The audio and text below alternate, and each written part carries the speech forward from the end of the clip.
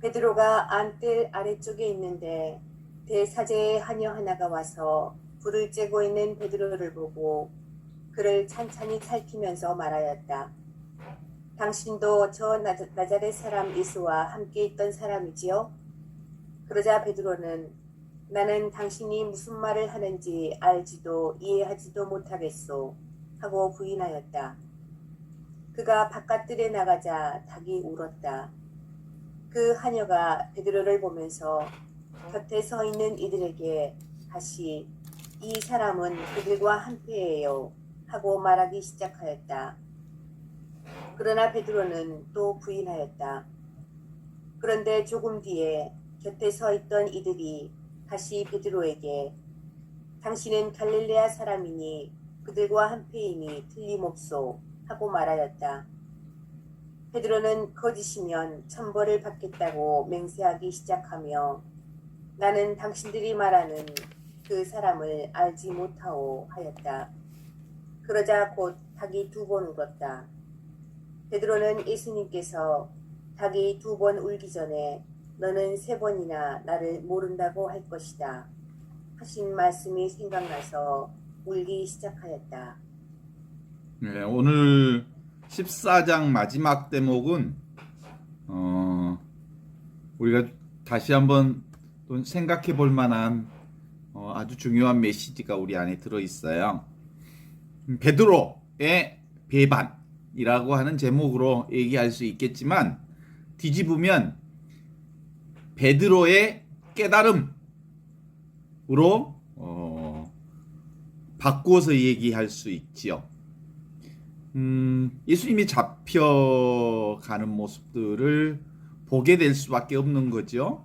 3년 동안 생사고락을 같이 했던 베드로가 그 대사제 정원에 따라가게 되어 있는데 대사제 여종이 베드로를 봤어요. 그러면서 불을 쬐고 있는 베드로를 보면서 당신이 나자렛 사람 예수와 일행 아니오? 물어보니까 No, 절대 아니오. 무슨 그런 소리를 하오? 이렇게 대답. 두 번째로 문 쪽으로 갔는데 또 그 여자가 다른 사람한테 저 사람 있잖아요. 나자렛 사람 예수하고 한패예요. 막 그러는 거예요. 큰 소리로. 그러니까 그쪽을 보면서 아니란 말이에요. 절대로 아니요. 그러면서 나는 예수와 한패가 아님을 극구 부정하지요. 얼마 뒤에 다시 베드로 옆에 있는 사람이 서서 당신 갈릴레아 사람 틀림없는 예수와 한패인데? 그러니까 여기서는 아주 이제 아주 어마어마하게 부정해버려. 절대 아니요. 절대 아니란 말이에요.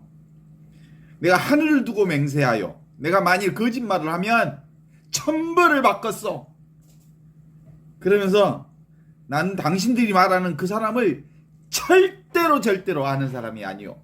아주 부정을 해도 어마어마하게 강조하게 부정을 해. 강한 부정은 강한 긍정인 것처럼, 그죠? 거짓말을 하늘을 두고 맹세한다고 막 천벌을 받는다고 거짓말을 쳐도 어마어마하게 처분해. 그리고 난 다음에 이제 혼자 있었어. 닭이 울었어. 그리고 정신이 돌아왔어. 정신을 차리고 보니까 내가 스승을 이렇게도 모른다고 얘기했는데 스승이 그 전에 했던 생각이 나. 너는 닭이 울기 전에 3번이나 나를 모른다고 할 것이다 라는 그 말이 생각나서 아주 통곡을 하며 울었대잖아요. 눈에 선하죠 여러분들? 그래요. 베드로가 무엇이 그토록 베드로를 두렵게 해서 그토록 절대로 못하겠다고 부정했을까? 몇 시간 전만 해도 죽으면 죽었지 선생님을 절대로 등지지 않겠다고 호혼장담하던 베드로라는 사람이 그렇듯 한순간에 무너지면서 오히려 내가 저 사람을 알면 그 사람을 알면 천벌을 받을 것이요 라고 얘기할 정도로 극구 부정했을까? 이 얘기를 들으면서 듣는 생각, 남 얘기가 아니다. 내가 늘 진실 앞에 그렇게 살았노라. 이런 생각이 들지 않아요? 그래서 이 글을 읽으면, 그리고 이 상황을 이렇게 눈앞에 새기면 꼭 나를 보는 것 같아서 마음이 무겁고 그러는 거 아닌가요?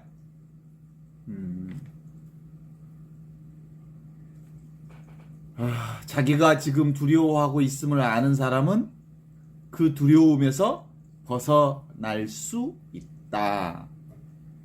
그러나 참으로 행복한 사람이 자기가 행복하다는 사실을 모르듯이 두려워하는 사람도 자기가 두려워하고 있음을 모른다는 사실을 알 거예요.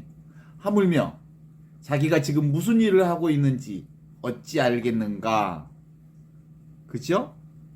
제정신이 들어야 비로소 지가 한 행위를, 지가 한 말을, 지가 어떻게 살아왔는지를 알게 된다라고 하는 것인데, 제정신이 언제 돌아왔어? 베드로는 닭이 꼬꾸리 하고 울 때 제정신이 돌아온 거예요. 제정신이 돌아오니까 비로소 내가 뭔 소리를 했지? 그러는 거예요.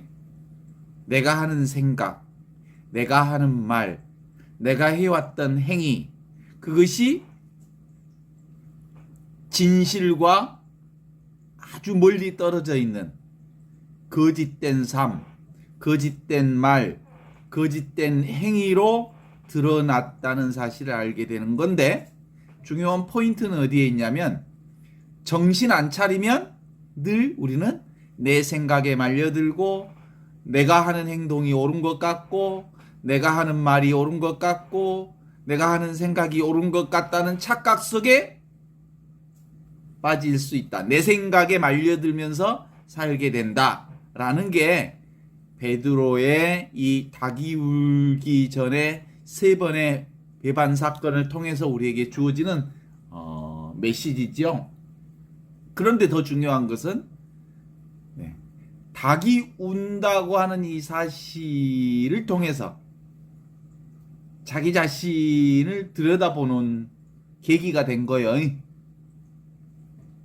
그러니까 닭이 울었다는 소리, 닭이 우는 소리를 통해서 나의 생각과, 우리가 늘 이렇게 미사 때 고백하는 거 있잖아. 생각과 말과 행위로 많은 죄를 지었으며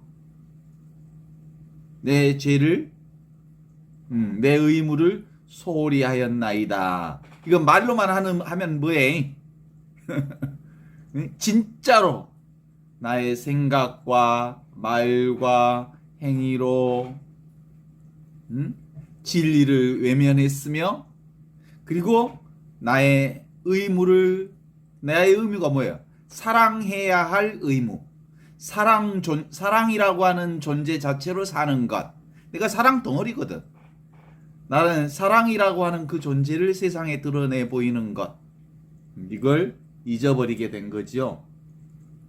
그러니까 닭울음 소리가 베드로를 통해서 다시 진리를 일깨워 주었고, 진실을 일깨워 주었고, 나의 생각과 행위가 잘못됐다는 것을 알게 해 주었어요. 그 사실을 아는 순간 기가 막혔을 거예요. 베드로는 기가 막혔어. 그래서 땅을 치며 슬피 울었다라고 말하고 있습니다. 바로 이 슬픈 울음이 곧 베드로를 살릴 수 있었던 거죠. 자기 자신에 대한 속절없는 절망에다가 아무것도 할 수 없는 자신을 어찌해야 할지 몰랐기에 한없이 나약한 사람으로 되어 아이처럼 울 수밖에 없었던 베드로. 이해가 되죠? 자기가 저지른 잘못에 대한 벌을 자신에게 내림으로써 목숨을 끊어버린 유다와는 좀 다른 모습이죠. 유다는 자신이 잘못을 알았지. 그리고는 자기 목숨을 스스로 끊어서 회개할 기회를 놓쳐버린 거지. 그러나 베드로는 분명히 2번, 3번이나 예수님을 모른다고 진리를 외면하고 진실을 외면하고 거짓과 타협했지만 그는 닭이 우는 소리를 통해서 회개의 기회를 자기 자신의 진정성을 다시 보는 계기를 마련해 주었기에 그는 다시 예수 그리스도의 첫 번째 제자의 자리를 차지할 수 있게 됐고 하느님의 은총을 다시 회복할 수 있었더라. 이런 얘기거든요. 어때요? 그 얘기에 동의하십니까? 그러면 베드로의 핵심 포인트는 어디에 있어요? 자기 혼자 시간을 혼자 있을 때 닭이 우는 소리를 통해서 자기 자신을 들여다보는 계기가 된 거예요. 지금 우리 한번 동작을 한번 멈춰보고 그리고 줌 화면으로 공부를 하고 있지만 우리가 따로 떨어져 있다는 이 분별, 우리가 떨어져 있다는 것은 우리의 분별이지요. 실제로는 우리는 지금 여기 이것 안에, 이 사랑 안에, 이 하느님의 은총 안에 하나로 살고 있어. 그래서 지금 여기 이것, 나의 존재를 있는 그대로 허용해 보십시오. 가장 밀접한 경험이 뭐예요? 나 살아있음. 눈앞에 이것, 듣고 있는 이것, 나 살아있는 이것, 눈앞에 스쳐가는 모든 경험, 텅 빈 경험, 어떤 경험도 없는 이 가장 자연스러운 상태, 이게 뭐요? 이게 하느님의 사랑 가운데 있는 상태거든요. 이게 바로 하느님의 은총 가운데 있는 상태거든요. 그냥 들리지요? 그냥 느껴지지요? 그냥 내가 살아있다는 이 사실을 내가 알지요? 이 살아있는 이것이 사랑이요. 이것이 나요. 이게 바로 내추럴 스테이트, 가장 자연스러운 상태, 순수의식, 선택 없는 상태, 자연스러운 존재 상태, 이것을 하느님이라고 해. 이것을 나라고 해. 내가 있다는 사실, 살아있다는 사실 너무나도 자명하지요? 그 살아있는 것이 거룩한 하느님이면서 동시에 나요. 이것은 나의 신체 감각보다 더 밀접한 경험이죠. 나의 몸을 느끼는 이것. 그래서 이게 분명해야 되거든요. 근데 이건 언제만 분명해져? 뭐 찾으려고 하면 찾아지는 게 아니고 멈추면 이 자리에 있다는 것을 알아. 내 생각을 내려놓으면 나는 이미 이 살아있음 상태, 이 하느님의 은총 상태, 하느님의 이 사랑 한가운데 내가 놓여 있다는 걸 알아.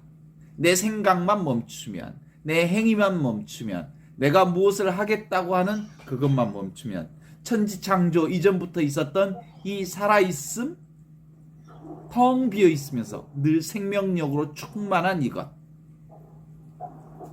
이것이 나요. 이것을 이 상태에 있지 않으니까 어디로 가버려?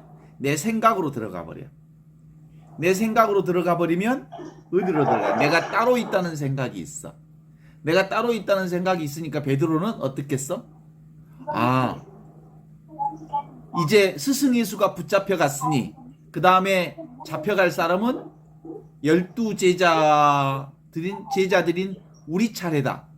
내가 죽을 차례일지도 몰라 라고 하는 두려움이 가득했던 거요.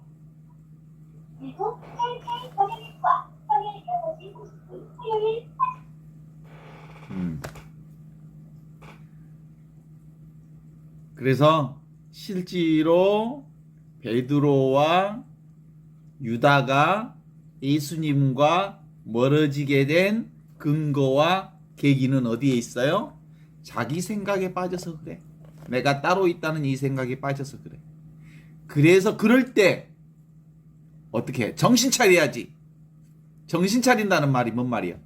지금 여기 이 상태로 돌아오는 거야. 지금 나에게로 돌아오는 거야.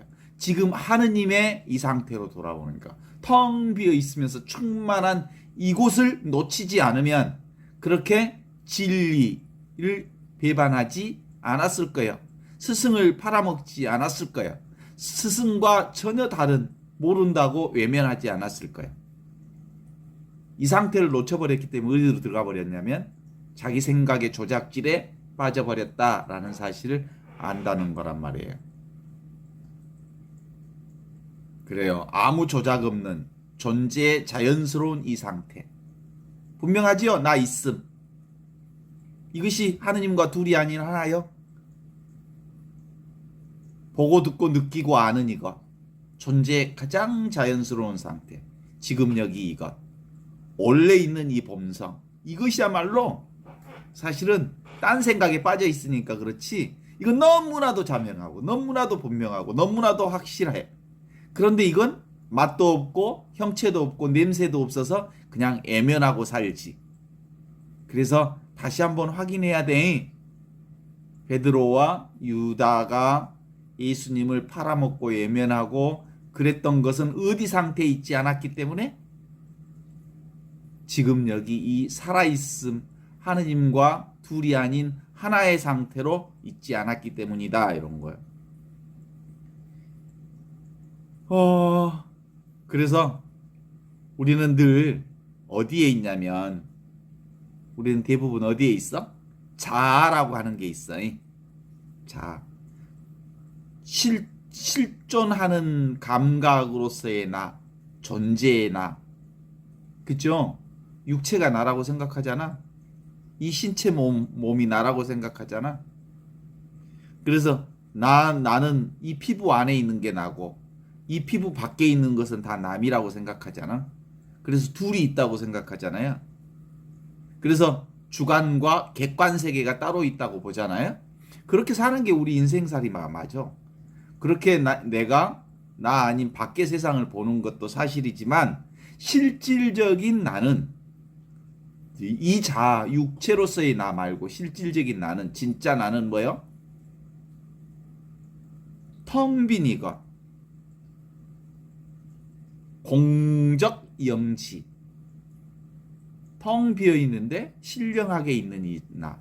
이건 육체가 아닌 나요. 늘 우리가 얘기했던 그 나. 진공묘유. 허공과 같은데 모든 것을 알아듣고 알아차리고 알고 있는 이것이 진짜 나라고. 몸뚱아리가 내가 아니라고. 그래서 나를 뭘로 불러야 되냐면 3인칭 나로 봐야 돼. 이것은 3인칭 나야. 민석이가 오늘요 자전거를 개를 몰고 타고 가다가요 오늘 있었거든요. 오늘 지금 이 줌 하기 전에 5시 반쯤 산책을 했는데 자전거 타고 산책했는데 걔가 앞으로 가고 갔는데 줄이 바퀴에 걸렸어. 그래서 앞바퀴를 브레이크를 탁 잡았는데 가던 자전거 뒤에 바퀴가 쭉 앞으로 넘어지면서 아스팔트에서 넘어졌어. 그래갖고 지금 이 오른손이 뻑뻑해. 아파. 부러진 것 같지는 않고 부어 있어요. 그런데 이걸 누가 보고 있었어? 이 사실을 지금 여기 이것, 지금 눈앞에 있는 이것이 내가 자전거에서 넘어지고 있었던 사실을 너무 분명하게 보고 있었던 거예요. 동의하십니까? 눈앞에 이것이 봤다고, 지켜봤다고. 그래서 나를 뭐라고 해? 민석이가 오늘 오후 5시쯤요. 걔하고 산책을 가다가 자전거 산책을 가다가 자전거에서 넘어졌대요. 라고 하는 것을 그렇게 말하는 게 맞는 것 같아. 요즘에 나는 그렇게 세상이 보여. 그러니까 내가 제3자로 보이는 거야. 이 몸과 마음이 누구처럼? 다른 사람처럼, 또 나무처럼, 하늘의 별처럼, 하늘의 구름처럼, 꽃산송이처럼 그렇게 보여. 그러니까 나도 보는 대상이지, 보는 나는 아니지. 그죠? 그런 점에서 이 나는, 이 보는 나는 텅 비어 있지만 신령하게 알고 있는 이거지요. 이게 진짜 나라고요. 아시죠? 이게 바로 하느님과 둘이 아닌 나라고요. 이건 영원한 것이어서 이 배경 속에 나를 보면 내가 잘 보이거든요. 이게 분명해지면 베드로처럼 그렇게 예수님을 진리를 모른다고 말하지 않았을 거거든요. 그래서 느껴지는 대상, 그것은 느끼는 이것과 둘이 아닌 거예요. 내가 자전거에서 넘어졌지만 넘어지는 그 나와 그것을 보는, 자전거에서 넘어지는 것을 보는 나와 둘이여 하나요? 하나지요. 그러니까 아프죠. 그래서 그럼에도 불구하고 자아에 빠져 있으면, 몸뚱아리가 나라는 생각, 내가 따로 있다는 생각에 빠져 있으면 늘 내가 나를 지켜야 하니까, 나를 중심으로 해서 봐야 하니까 모든 게 세상이 부족하고 불만스럽고 불안하고 공포스럽고 그런 거예요. 이게 자기에 빠져 있는, 개별적 자아에 빠져 있는 나의 특성이거든요. 자, 그러면 이제 오늘 조금 더 확인해 봅니다. 유다를 한번 생각해 봐요. 유다는 12제자 중에 아주 신심 깊은 제자였거든요. 그리고 예수님을 아주 잘 따랐기에, 그리고 예수님을 잘 섬겼기에 예수를 총무로 임명할 정도로, 총무 그러면 제일 신임 있는, 신뢰가 가는 사람에게 총무 인정하잖아요. 그래요, 안 그래요? 12명 중에 총무로 인정했다니까? 누구를? 유다를? 그러면 신뢰가 아주 높았지. 그리고 그랬다는 얘기는 유다도 예수님을 삼위일체 하느님으로 고백했어요. 예수님, 하느님과 둘이 아닌, 성령 안에서 하느님과 둘이 아닌 하느님의 아들이라는 사실을 믿었고, 그렇게 누구보다도 잘 인정했던 분이 유다였어요. 그랬던 유다가 예수가 하느님의 아들이라는 사실에 의문이 생기기 시작해서, 의심이 가기 시작했어. 왜 그랬을까? 나와 예수는 다르다는 생각이 있었어. 둘이라는 생각이 들어오기 시작한 거야. 그래서 예수 따로 나 따로, 나 따로 예수 따로. 그래서 유다가 예수를 그리스도라는 점을 의심하기 시작했고, 의심하면서 예수를 팔아먹을 생각을 하게 된 거지요. 그리고 그는 어느 순간 자기가 예수를 팔아먹은 것에 대한 잘못을 알게 됐어요. 깨닫게 됐어요. 잘못에 대한 벌을 받을 수 있겠다라는 생각을 하게 된 거죠. 그래서 그 벌을, 자기 자신에게 그 벌을 내림으로써 그는 스스로 목숨을 끊고 말았던 것이. 그런데 베드로는 역시 유다와 다르지 않았어요. 예수님의 사랑받는 제자였어요. 그래서 으뜸 제자가 되었던 거지요.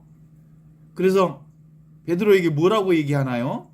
베드로가 뭐라고 고백했냐면, 예수님을 당신은 살아계신 하느님의 아들 그리스도이십니다 라는 것을 고백하니까 예수님이 너의 말은 옳다.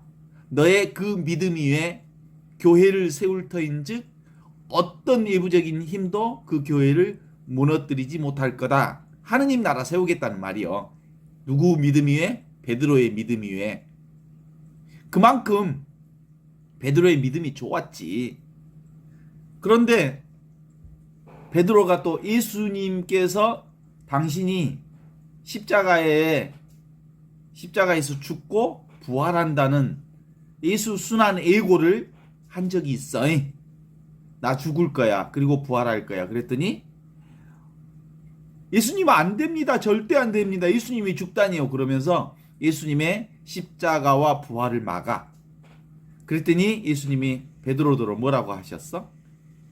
사탄아 물러가라. 너는 하느님의 일은 생각하지 않고 사람의 일만을 생각하는구나. 라고 얘기하면서 베드로를 아주 혼냈지요. 그 다음에 이제 두 번째로 기억날 거예요. 성경에 나오는 그 예수님의 마지막 붙잡혀가기 전날 밤 함께 모였을 때 너희들 중에 나를 배반할 자가 있을 거야 라고 예고를 했더니 저는 아니겠지요. 저는 아니겠지요. 그러면서 아주 방방 떨면서 나는 어떤 일이 있어도 당신을 버리지 않을 뿐만 아니라 죽음이 나를 가로막는다 해도 절대로 당신을 배반하지 않을 것입니다. 라고 얘기한 적이 있었어요. 그랬더니 예수님이 너는 있잖아. 닭이 울기 전에 3번이나 나를 배반한다고 말할 거야. 라고 얘기한 적이 있었지요. 근데 그러니까 실제로 그렇게 장담하고 호응장담했던 베드로에게 어떤 신앙이 분명한 거야? 예수님은 성령 안에서 하느님과 둘이 아닌 하느님의 아들 그리스도라는 사실은 너무나도 분명하게 알았고 그렇게 고백했던 사람이야. 베드로도. 그런데 베드로에게 부족한 게 있었어. 예수님은 하느님과 둘이 아닌 성령 안에서 둘이 아닌 하느님의 아들이라는 사실은 알았지만 자기 자신은 하느님과 성령 안에서 둘이 아닌 자기 자신도 하느님의 아들이라는 그 확신이 없었던 거야. 예수님은 하느님의 아들인 줄 알았지만 자신이 하느님의 아들인 줄은 몰랐어. 하느님과 둘이 아닌 그것에 대한 확신이 없었어. 그래서 예수가 붙잡혀간 뒤에 너 예수 제자지? 라고 그 대사제의 여종이 얘기하니까 아니에요. 무슨 그런 말씀을 하십니까?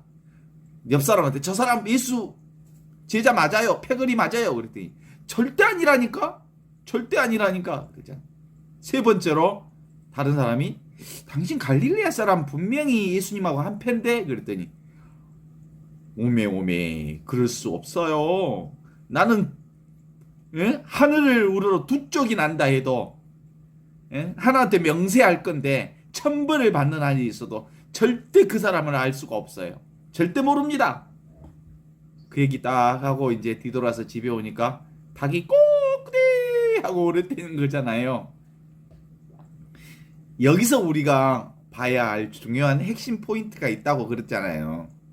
유다는 자기 잘못을 깨닫고 그리고 자기 자신의 벌을 자신에게 내려버린 거야.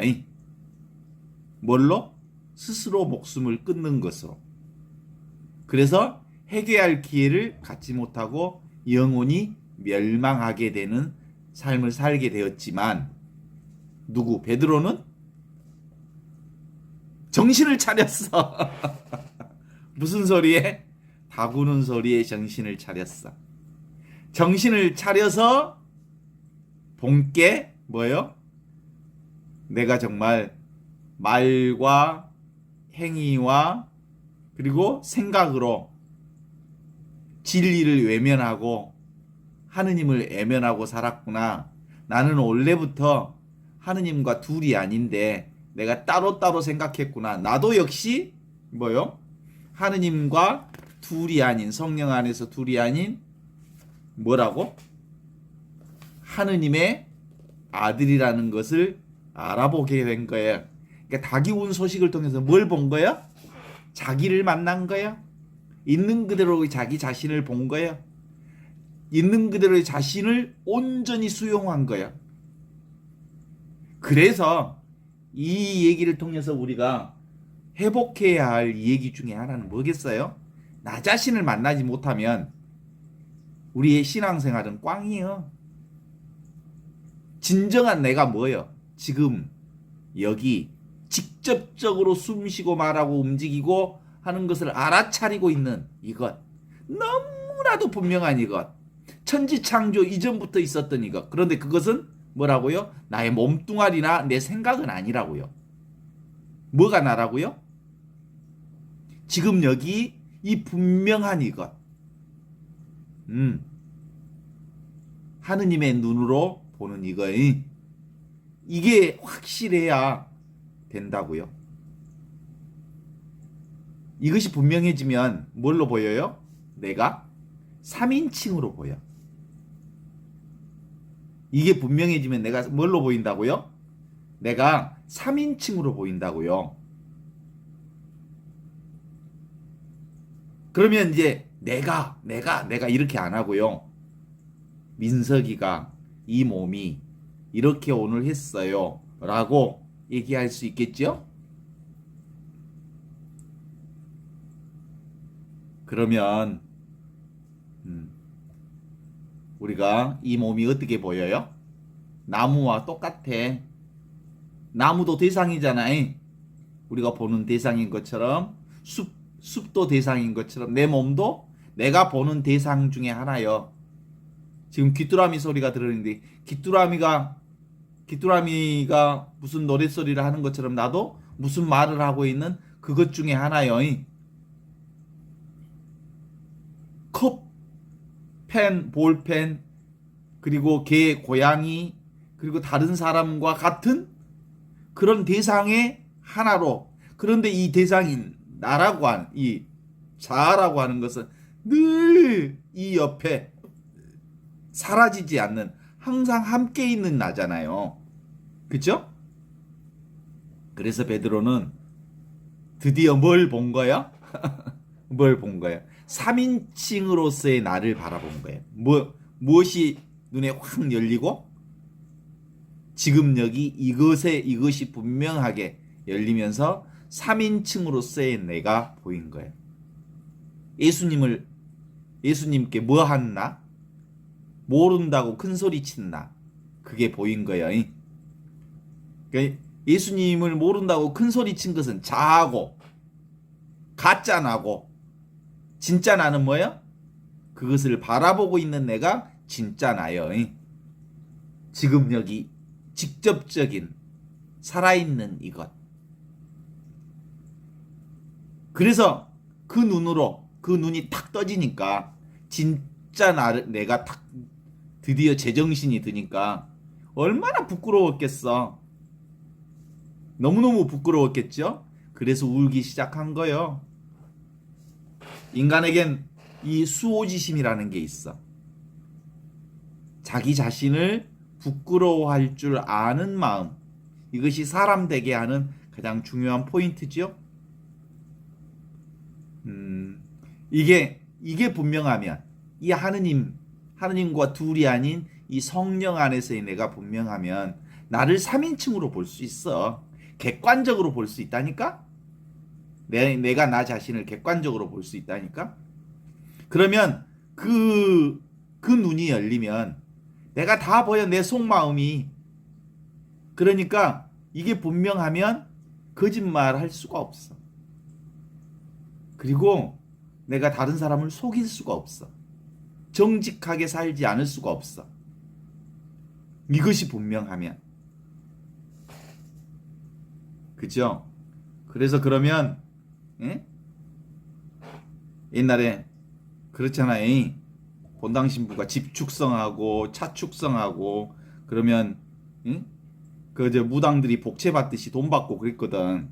그러면 이게 부끄러운 행위인 줄 알아. 그러니까 안 하게 돼. 그런 걸 이게 분명하면, 하느님과 둘이 아닌 성령 안에서 이게 분명하면 그런 부끄러운 짓을 안 하게 돼. 근데 이 자아와 지금 여기 이것과 따로 존재하면 각각 따로 놀아보라. 그래서 제발 멈추기만 하면 내 생각과 나의 행위와 나의 말을 내 생각으로 살지 않고 내 말로 살지 않고 하느님의 말씀으로 살고 하느님의 마음으로 살고 하느님의 사랑으로 살고 하느님의 은총으로 살고 하느님의 자비 가운데서 살고 하느님 안에서 살면 그걸 뭐라고 지금 여기 이것으로 살면 다 보이게 돼 있어. 그러니까 닭이 울기 전에 베드로는 제정신이 들어서 바로 그 자리에 돌아온 거야. 무슨 자리? 지금 여기 이 자리로 돌아온 거야. 눈앞에 이것으로. 그러면 이대로 그대로 그 자리에 돌아오면 별거 있겠어? 그냥 그대로 보이지만 다 그대로 보여. 똑같이 들리고 똑같이 느끼고 똑같이 다. 그런데 이제 베드로가 자기 실수를 통해서 자신을 자각했던 것처럼 이제 정신 차리고 보니까 내가 늘 하느님 안에서 살아야 되겠구나라는 생각이 들었겠죠. 그래서 하느님과 둘이 아닌 하나로 살기로 마음을 먹게 된 거죠. 그러니까 베드로의 핵심 포인트를 우리가 여기서 짚어봐. 우리의 신앙하고 같이. 예수님이 하느님과 성령 안에서 둘이 아닌 이 하나로 살았다는 것은 내가 인정하지만 내가 하느님과 성령 안에서 하나라는 사실을 내가 직접적으로 체험하고 살지 못하면 아무리 예수님을 주님으로 고백해봤자 진리를 외면하고 예수를 팔아먹고 그리고 실질적인 생활 속에서는 아무런 변화가 없다고. 그래서 신앙하는 사람이나 신앙하지 않는 사람이나 아무런 변화가 없다고. 진짜 변화가 생기려면 뭐가 돼야 돼? 내가 하느님과 둘이 아닌 이것으로 산다. 이것이 분명해야 돼. 동의하십니까? 다시 한번 확인해 봅니다. 윤석열이를 떠올려 보세요. 김건희를 떠올려 보세요. 떠오르지요? 김건희와 윤석열이가 떠오르는 그 자리가 무슨 자리? 지금 여기 하느님 자리요. 떠올리는 그것이 거룩하신 하느님이 살고 계시는 하느님 자리라고. 내가 그걸 떠올릴 수 있잖아요. 그러면 나와 하느님 자리가 둘이 아닌 하나 자리라고요. 내가 분명해지면 이제 아무 느낌 없는 이것 위에 온갖 것들이 스치고 지나간다는 것을 알아. 그래서 이 성령 안에서 하느님과 내가 둘이 아니다는 것이 분명해지면 이제 눈앞에서 어른거리는 대상을 잡으려고 움직이고 생각하고 그리고 말하는 그 모든 것을 멈추게 되고 멈추게 되면 있는 그대로 지금 이대로의 내가 하느님과 둘이 아닌 하나임을 알게 되는 거거든요. 지금 여기 이것이 바로 자각의 성품이요, 느낌의 이것이요, 인식하는 이것이요, 살아있는 이것이요, 분리 없는 이것이요, 자기만 아는 이것이요. 그래서 나를 뭐라고 그래? 하느님과 둘이 아닌 나를 빛이라고 그래. 빛. 내가 빛이요. 내가 빛을 비추니까 이거 빛 자체가 발광체라고 그래. 빛을 비추는 나 자신이, 하느님 자신이 발광체예요. 빛을 비춰. 내가 빛을 딱 비추니까 뭐가 보여? 반사체들이 보이는 거예요. 그 반사체는 뭐예요? 빛이 드러낸